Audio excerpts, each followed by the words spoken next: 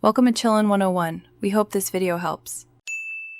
You begin by capturing a baseline so you know what to fix. Note FPS, GPU temp, clock speeds.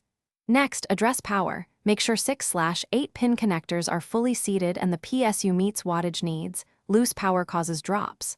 Once powered, clean the card and case. Use compressed air and inspect the heatsink and fan blades. You should also plug the monitor into the GPU output directly. Do these steps now, because they reveal whether the issue is hardware or software related.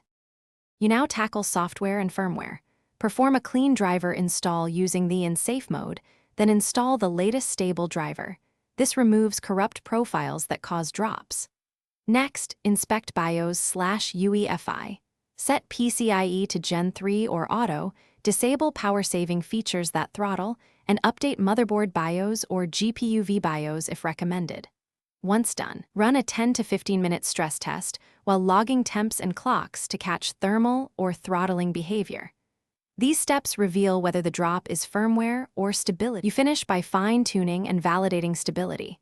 Apply a conservative undervolt or reduce the power limit by small increments, then test performance. This reduces thermal and power spikes that cause drops. If temps stay high, replace the GPU with quality thermal compound, reattach cooler evenly, and torque screws to spec. Finally, confirm results by benchmarking and gaming. If the drop persists, move the card to another PCIe slot or a different PC to isolate the fault.